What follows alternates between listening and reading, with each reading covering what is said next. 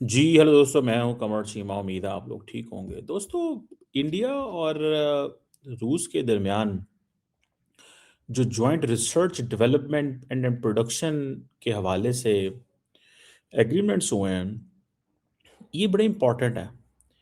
Particularly at a time when BrahMos project जो है ना, that is a major template. India के अंदर काम हो रहा है कि जनाब हर कीमत के ऊपर मेक इन इंडिया के ऊपर काम हो रहा है। और इंडिया क्योंकि चाहता है कि वो डिफेंस टेक्नोलॉजी ट्रांसफ़र जो है, जो वेस्टर्न गवर्नमेंट्स हैं, जो हमें प्रोवाइड नहीं करती, वो समझते हैं कि हमें रशिया से ले लेना चाहिए। और ये जो रशियन मैन्युफैक्चरिंग कॉम्प्लेक्स जो जो प्रोजेक्ट्स हैं, वो आए हैं यहाँ पे।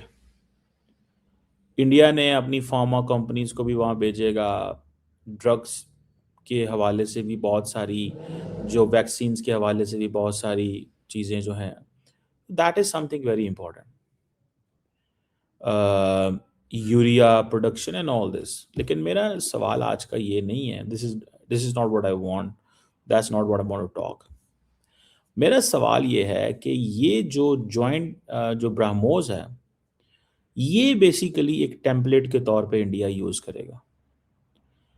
ब्रह्मोस कहा जाता है कि एक successful India Russia defence venture था और है, जिसमें रशिया जो है वो प्रोपल्जन सिस्टम लेके आया, रैमजेट इंजन लेके आया, कोर मिसाइल टेक्नोलॉजी लेके आया।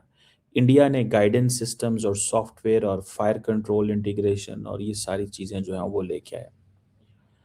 कि किस तरह जो दोनों मुल्कों की जॉइंट R&D जो है वो पॉसिबल हुई।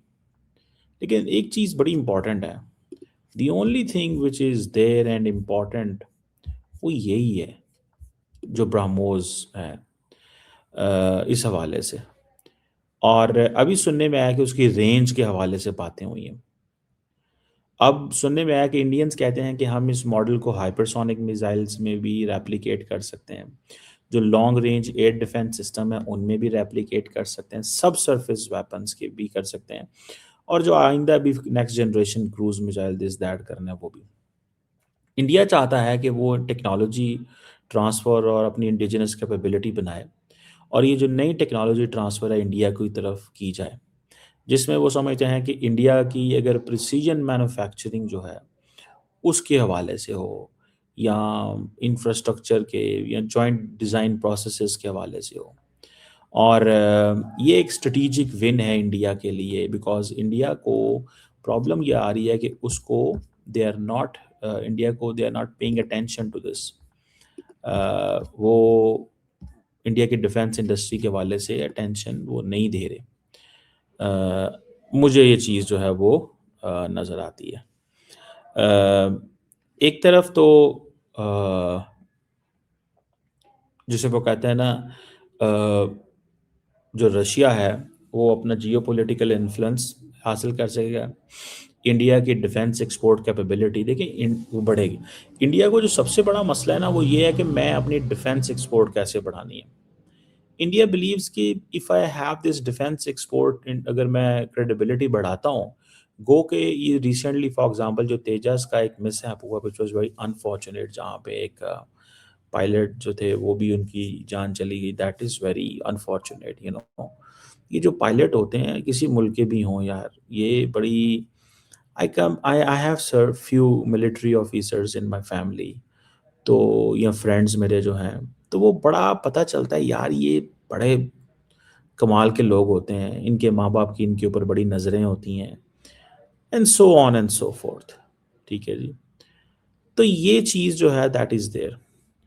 जो रशिया है वो अपना जियोपॉलिटिकल इन्फ्लुएंस हासिल करना चाहता है, इंडिया अपने डिफेंस एक्सपोर्ट बढ़ाना चाहता है। अभी ये जो वहाँ पे वाक़या हुआ दुबई एक्सपो में, उसका नुकसान ये हुआ कि सुनने में आया कि आर्मीनिया वगैरह ने अपने जो नेगोशिएशंस थी वो हॉल्ट कर दी, या बाकी मुल्कों ने कुछ इस तरह किया है वो। तो इट गोज़, ये होता है, ये होगा, ये आइंदा भी चलेगा, ये कोई नई चीज़ें नहीं है, एक्सीडेंट हो जाते हैं। लेकिन लार्जली नोबडी वाज़ एक्सपेक्टिंग, क्योंकि इंडिया की जो एयर फोर्स है, वो they have shortage of, I think if I am not wrong 30 squadrons की शॉर्टेज है। अगर एक स्क्वाड्रन के अंदर 10-15 या 20 माजरा चाहता हूँ, 10-15 या 12-15 या 20 के करीब जहाज़ होते हैं, तो आप इमेजिन कर लें कि 30 स्क्वाड्रन से मुराद ये है कि they need lot of jets. अगर एक स्क्वाड्रन में 20 हैं फॉर एग्जांपल, ठीक है, तो आप अंदाज़ा लगा लें कि 5 स्क्वाड्रन इज़ अबाउट 100 जहाज़, 10 स्क्वाड्रन 200 जहाज़, तो वो 500-600 जहाज़ चाहिए उनको अभी। तो मतलब they have to fight a lot, they have to do a lot. लेकिन इंडियंस क्या करते हैं, उनका ज़्यादा फोकस है डिफेंस एक्सपोर्ट में। उन मुल्कों में जो छोटे छोटे मुल्क हैं, इनको इसको इसको ये बेच दे, उसको ये बेच दे, वो अपने आप को उस लाइन में लेके आना चाहते हैं। दो चीज़ें हैं, एक तो ये है कि इंडिया कहता है कि जी Aahista Aahista step by step her direction में हमें जाना चाहिए, ठीक है नहीं। सो ये जो रशिया इंडिया पार्टनरशिप है, ये ग्लोबल डिफेंस सप्लायर पार्टनरशिप है, they want to come in that way. Indians कारोबारी लोग हैं वहाँ पे, तो वो कारोबार ही करना चाहते हैं, उनके दिमाग में बिजनेस ही आता है, उनके दिमाग में और कुछ नहीं आता। हमारे दिमाग में तो पहले सबसे पहले आता है ना सिक्योर कैसे करना है, वो कहते हैं सिक्योर भी कर लेंगे लेकिन सबसे पहले बेचना कैसे है।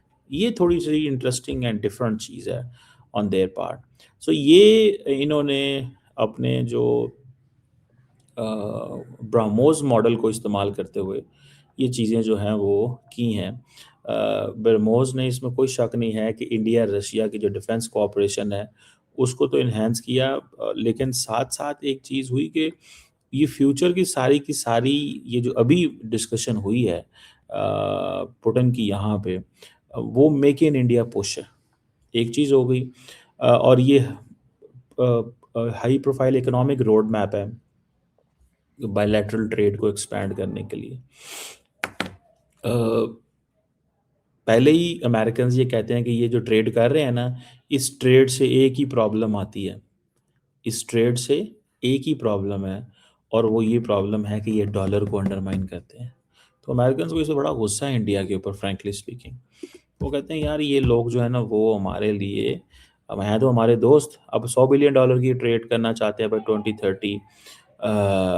और इन्होंने इंडिया के रशिया इंडिया बिजनेस फोरम को ये जो है वो बातें की, और बाकी जो mobility pact and all that हुए, वो के रशिया के फॉरेन मिनिस्टर नहीं आए, but that is something very significant चीज़। अब देखते हैं कि इसमें फर्दर क्या चीज़ है जो हमारे सामने आती है, और हाउ इट ऑल अनफोल्ड्स। लेकिन ये जो डिफेंस पार्टनरशिप है, ठीक है, दोनों मुल्कों की, ये चीज़ बताती है कि they are into the game. और मैं अगर आपको थोड़ा सा इसकी हिस्ट्री भी बताऊं, ठीक है जी, कि जो मेजर डिफेंस प्रोजेक्ट्स हैं जिसमें ब्राह्मोस क्रूज मिसाइल है, ठीक है जी, ये एक सबसे बेस्ट है। और फिर डिफरेंट वेपन लाइसेंस्ड को प्रोडक्शन है वेपन प्लेटफॉर्म्स की, जैसे फॉर एग्जांपल इंडिया मैन्युफैक्चर करता है अंडर लाइसेंस प्लेटफॉर्म जो हैं T-90 टैंक, T-90 टैंक, सू 30 MKI फाइटर जेट्स। इंडिया को प्रोड्यूस करता है और अपग्रेड करता है मैन्युफैक्चरिंग कैपेसिटी ऑफ डिफरेंट जो प्रोजेक्ट्स हैं, छोटी छोटी चीज़ें जो हैं जो उन्होंने जॉइंटली काम किया हुआ है। इस तरह स्मॉल आर्म्स लोकल प्रोडक्शन है, तो वो भी एक है कि 203 राइफल है, ठीक है जी, अंडर मेक इन इंडिया वो जो है ना करता है। फिर submarine naval and aerospace assets, ठीक है जी, अपग्रेड उसके हवाले से भी है। एक पिछले ओवर कई सालों से, दहाइयों से हमने ये देखा है कि ये चीज़ जो है वो उनके सामने है। तो ये चीज़ें मौजूद हैं। So it is not about buyer और seller, they are working on this, को डेवलपर्स के तौर पे सामने आ रहे हैं। पहले इंडिया रशिया कोऑपरेशन जो था वो बायर सेलर का था। आई थिंक पाकिस्तान भी इसी चीज़ को देखते हुए एक को प्रोड्यूसर के तौर, को डेवलपर के तौर पे आना चाहता है। But problem with I think Pakistan and China is के चाइना जिस स्पीड से काम करता है, पहली बात, और जो चाइना के थ्रेट्स हैं वो पाकिस्तान के थ्रेट्स नहीं है। So we have a different mindset regard. हमने एक बड़ा काम किया, बाकी काम छोटे छोटे चल रहे हैं। अभी रिसेंटली आई थिंक हमने को चाइना से हेलीकॉप्टर भी लिए हैं, और वो सारी चीज़ जो है ना वो हमने की है। तो ये चीज़ जो है वो दैट इज़ देयर। बहरहाल ये एक इम्पॉर्टेंट डेवलपमेंट है इस सेंस में कि जनाब जो जो लीडरशिप है इंडिया और रशिया की, वो इस privileged special and privileged partnership को एक इकोनॉमिक रोड मैप देना चाहते हैं, ठीक है। और इसी तरह जो जिसे वो कहते हैं ना कि और भी ऐसे एरियाज़ हैं जहाँ पे को डेवलपमेंट एंड को प्रोडक्शन की बात हो रही है। इसमें फॉर एग्ज़ाम्पल जिसे कहते हैं ना, it is not just BrahMos. मुझे लगता है कि इंडिया को जो टेक्नोलॉजिकल सेटबैक हो सकता है फ्रॉम द यूनाइटेड स्टेट्स, मैं ये मेरी असेसमेंट है। और वो टेक्नोलॉजिकल जो असेसमेंट है वो होगा ऐसे, सेटबैक ऐसे होगा कि इंडियंस जो हैं दे विल कीप आस्किंग कि जी हमें वो जिसे कहते हैं ना, हमें एक लॉन्ग टर्म अमेरिका से पार्टनरशिप चाहिए लेकिन अमेरिकन मानेंगे नहीं। उसकी वजह ये है कि अमेरिकन को इस चीज़ का, ये अमेरिकन इनके साथ छोटा मोटा असला उसला शेयर कर रहे हैं, बट दैट्स इट। इसके अलावा तो कुछ भी नहीं है, इसके अलावा तो कुछ भी नहीं है, इसके अलावा कोई ऐसी बड़ी चीज़ नहीं है। मुझे मुझे लगता है अब देखते हैं कि ये जो जॉइंट स्टेटमेंट में डिफेंस नैरेटिव बिल्ड किया है कि प्रोक्योरमेंट से जॉइंट रिसर्च डेवलपमेंट प्रोडक्शन, ये बड़ी इंपॉर्टेंट है। अब इससे क्या होगा कि तमाम इंडिया की आर्म फोर्सेस, इंडिया के research centres, Hindustan aeronautics limited, so on and so fourth, और ये जितनी चीज़ें हैं ये सारी उनको एक स्पेस मिलेगी और वो उठेंगे, विच इज़ नाइस। मैं समझता हूँ कि इन अ वे कि इंडिया के लिए ये अच्छा है क्योंकि इंडिया को नज़र आ गया है। लेकिन प्रॉब्लम वही आता है कि जब पुतिन और मोदी बैठे हुए थे तो जो लेवरोव है वांगजी के साथ बैठे हुए थे, तो वो एक और दुनिया में है। तो इंडिया जितना रशिया से असला ले रहा है, वो असला क्या चाइना का मुकाबला कर सकता है? पहली बात। दूसरी बात मुझे ऐसे लगती है कि शायद Indians are not interested to fight a war with China, frankly speaking. It's not in India's mindset they have to fight a war. ये हमारे साथ ही थोड़ी टोक टोक करते रहते हैं और अपना सियासी नैरेटिव और बनाते रहते हैं। चाइना के साथ करेंगे तो वो 5 मिनटों में उड़ा के रख देंगे हर चीज़। यानी कि अगर आपका मौजूदा अमेरिका का डिफेंस सेक्रेटरी ये कहता है, अमेरिका के मौजूदा डिफेंस सेक्रेटरी हेग पिक्सेस ने क्या कहा? उन्होंने कहा जितनी भी वॉर गेम्स हम पेंटागन में करते हैं, every time we lose from China. ठीक है, तो मतलब if American lose from China, वो कहते हैं हमारे 11 एयरक्राफ्ट कैरियर हैं, 5 मिनटों में हाइपरसोनिक मिसाइल उड़ेंगे और आपको दाड़ माड़, मतलब द एयरक्राफ्ट कैरियर जो है, जो बिलियंस ऑफ डॉलर्स का है, नॉट बिलियंस, ट्रिलियंस के कहना चाहिए, उसके ऊपर जितने जेट्स खड़े हैं, उसके अंदर जो न्यूक्लियर है, मतलब 5 मिनटों में वो तबाही उतार के रख देंगे अमेरिका की। ये अमेरिकन खुद कहते हैं, मैं नहीं कहता। ये मेरे अल्फाज नहीं है, ये अमेरिकन के अल्फाज हैं। तो ये चीज़ जो है वो दैट इज़ देयर। तो लेट्स सी इसमें क्या निकलता है और क्या होता है और किस तरह से चीज़ें जो हैं वो बनती हैं। अ, अ, लेकिन मैं ज़ाती तौर पे ये समझता हूँ कि एक बड़ी चीज़ जो है दैट इज़ देयर, किसी न किसी तरीके से ये डिफेंस के हवाले से China, India is not ready to fight China. वो नहीं है, इंटरेस्टेड नहीं है। वो समझते हैं कि it's to, we will be picking a war which is not in our interest and we will pick a war with an adversary which is so much powerful. और ये जयशंकर ने खुद कहा था कि मैं अपने से इतने बड़े मुल्क के साथ जंग क्यों उठा लूँ भाई, क्यों, वाई, अगर मैं मैनेज कर सकता हूँ।